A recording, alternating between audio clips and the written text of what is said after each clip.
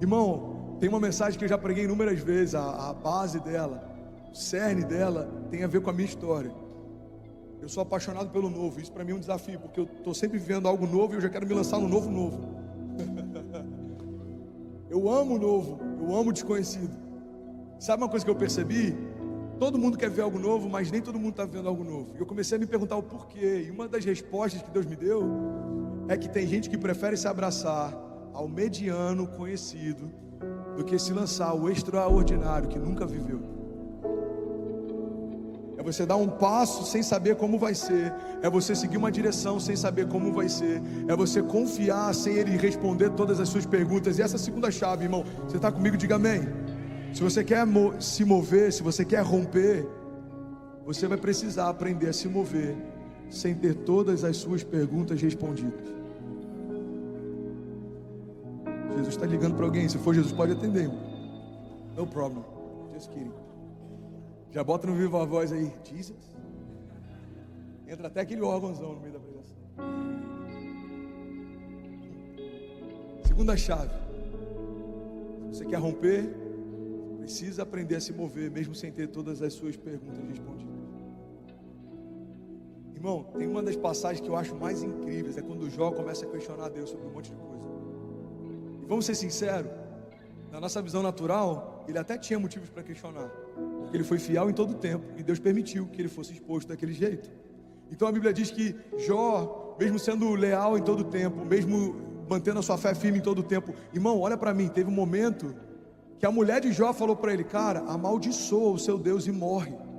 Existem alguns teólogos, eu não vou dizer que é isso, mas existem algumas linhas teológicas que acreditam que ela fez isso até por zelo, que ela já estava tão triste em vê-lo sofrer tanto, que ela sabia que Deus era tão fiel com ele, que a única forma de encerrar aquele sofrimento é se ele negasse Deus, e por conta daquilo ele sucumbiria. Então existe uma linha teológica que acredita que quando ela fala: cara, nega o teu Deus e morre, acaba com isso, já deu, a gente perdeu todos os nossos filhos, você está se coçando com caco, você está vivendo a pior coisa que um homem poderia viver. E aí a Bíblia diz que tem um momento em que Jó faz perguntas para Deus. E aí nesse momento Deus faz perguntas para Jó. Irmão, olha para mim, olha que poderoso isso. Deus leva em consideração as dúvidas de Jó, mas Ele coloca uma condicional. Ele fala: Jó, eu até posso responder o que você está me perguntando, se antes você me responder aonde você estava quando eu criei o firmamento e todas as coisas. Jó, onde você estava quando eu estabeleci limites para o orgulho do mar e até onde as suas ondas poderiam ir? Jó, onde você estava quando eu estabeleci cada estrela, chamei pelo nome? O que Deus está dizendo é: eu até posso me rebaixar para responder você, mas antes você tem que se elevar para me responder também. O que Deus está dizendo é: você não vai ter todas as respostas, e isso significa confiar. Da mesma forma que se mover só quando eu concordo é conveniência, me mover só quando eu tenho as respostas, isso não é confiança. Irmão, olha para mim, sabe qual que é o princípio da confiança? É você acreditar em algo que o outro estabeleceu para o futuro, ou em algo que outro disse a seu próprio respeito, mas você não consegue ter uma prova real disso. Então eu vou dar um exemplo. Você está no parapeito de um prédio que acabou de ser construído, você fala: cara, é seguro? Aí o engenheiro fala: irmão, pode confiar, eu fiz todos os cálculos. O cálculo pode estar errado, a obra pode ter sido mal feita. Então, se você parte do pressuposto que você pode se escorar naquele lugar, você precisa ter estabelecido uma relação de confiança. Como que acontece uma relação de confiança? É quando você acredita que o outro te deu uma garantia que é suficiente para você não ter mais respostas. Você não pergunta qual tipo de cimento foi usado, você não pergunta quantos cálculos ele fez, você não pergunta qual foi a tese que ele usou, você só confia que ele sabe o que ele precisava saber para fazer o que ele fez. Agora, quando é o próprio Deus que te convida para viver algo, irmão, a garantia é Ele. Tem uma passagem na Bíblia que Deus diz: por não ter a quem maior a jurar, eu juro por mim mesmo. Deus está dizendo: eu sou a sua garantia. Se eu disse que vou fazer, eu vou fazer. Se eu disse que vou abrir, eu vou abrir. Se eu disse que vai acontecer, vai acontecer. Deus, qual é a minha garantia? Eu sou a sua garantia. Você sabe o que significa promessa? Promessa, um dos significados de promessa é garantia. Então uma promessa feita por Deus é uma garantia dada por Deus. Irmão, vamos ser sinceros, olha para mim. Se a gente não puder confiar numa garantia que o próprio Deus deu, a gente vai confiar em quem? Numa pesquisa da Datafolha? Do Ibope? Vai confiar em quem? No cenário econômico? Vai confiar em alguém que prometeu uma porta de emprego?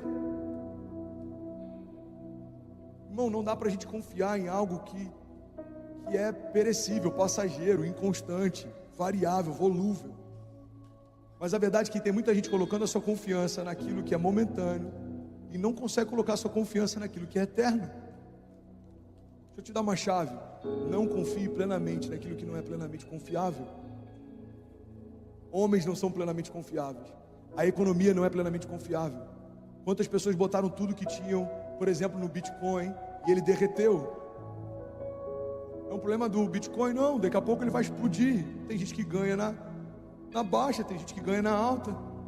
O mercado financeiro, e está tudo bem você querer se mover no mercado financeiro. O problema é quando toda a tua confiança é depositada em algo que não é plenamente confiável. A Bíblia diz que maldito é um homem que confia em outro homem, faz dele a força do seu braço. A Bíblia não está dizendo que a gente não pode confiar em homens. A Bíblia está dizendo que você não pode confiar a ponto de fazer dele a sua força. Pastor, eu li essa passagem, não vou confiar em mais ninguém. Não, irmão. Porque um corpo que não confia no outro membro é como um pé que não se move, porque não sabe se o outro vai se mover também. É como uma mão que não se levanta, porque não sabe se o ombro e todo o braço vai sustentá-la também. Um corpo que não confia nos seus membros não se move. Não é disso que a palavra está dizendo. O que a palavra está dizendo é: você não pode confiar em outro homem a ponto de fazer um homem a sua força. Você está comigo? Alguém está recebendo algo de Deus? Eu sei que eu estou sendo bem pastoral hoje, bem doutrinário, mas não dá para a gente querer romper sem ter raízes que vão manter a gente de pé. Amém? Amém, glória a Deus. 2 incendiários recebendo aqui, aleluia. Chile conectado, Espanha conectado. Hola hermanos, Dios les bendiga, bendiciones. Declara comigo, diga: eu preciso me mover sem concordar. Eu preciso me mover mesmo sem ter as minhas perguntas respondidas. Por que Miami? Eu não sei. Por que Deus me tira do Brasil com 50 mil seguidores, me esconde sem voltar para o Brasil durante 3 anos e eu volto para a nação vivendo algo que eu não vivi quando eu estava na nação? Não sei. Por que Deus promete 3 filhos, sendo que no nascimento do segundo os médicos falaram que o útero não suportava mais uma gravidez? Não sei. Mas uma coisa eu sei: Deus não depende de caminhos naturais para se mover de forma sobrenatural. Ele pega o ventre de Isabel, o ventre estéril, gera João Batista, a voz que clama no deserto, o profeta que quebra o silêncio de Deus, aquele que transita entre 2 tempos e 2 alianças. Aí ele pega o ventre de Maria.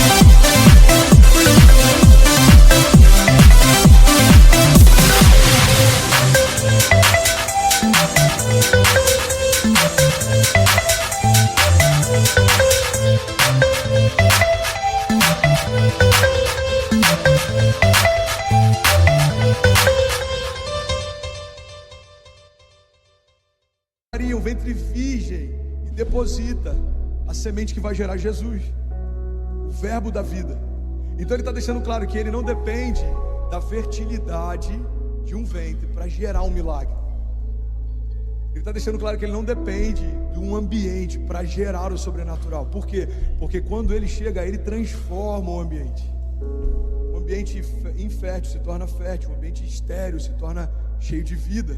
O ambiente de morte, como estava lá em torno de Lázaro, com pessoas chorando e luto e reclamação. A Bíblia diz que alguns perguntavam entre si: se ele é tão poderoso, por que não chegou antes? Se ele tivesse chegado antes, Lázaro não tinha morrido. Mas depois que o milagre acontece, um ambiente de morte que cheirava a luto agora se transforma em um ambiente de festa que tem cheiro de milagre. Irmão, guarda isso. Não importa como está o ambiente, a questão é quando Jesus chegar, isso vai mudar. A morte não resiste ao poder da vida. Jesus invade o inferno, fica lá por 3 dias, mas ao terceiro dia ele ressuscitou, tomou para si as chaves do inferno e da morte. Você está comigo?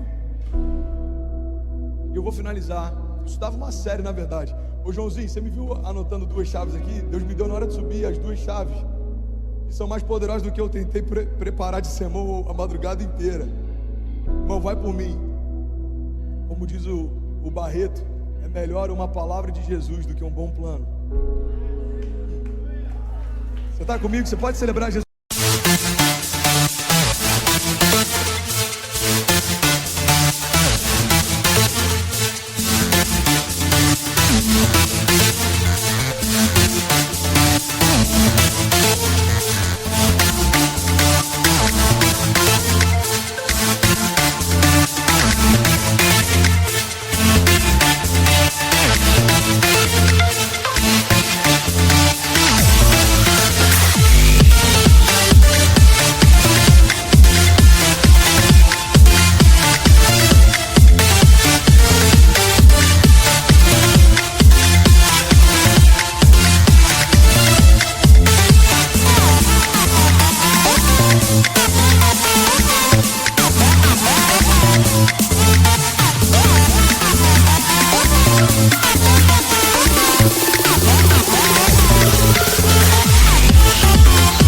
No seu lugar. E aí, tudo bem? Você acabou agora de assistir um vídeo. Se você ainda não está inscrito, já se inscreve também no nosso canal, ativa esse sininho aqui embaixo de notificação e toda vez que eu fizer uma live ou estiver transmitindo uma mensagem ao vivo, você vai ser um dos primeiros a saber. Mas eu deixei mais 2 indicações aqui que eu espero que façam muito sentido para você. Então já aproveita e clica para assistir a próxima mensagem, beleza? Seja bem-vindo ao time de incendiários e eu espero de verdade que essas mensagens mudem a sua vida como elas têm mudado a minha também. Até a próxima. Valeu!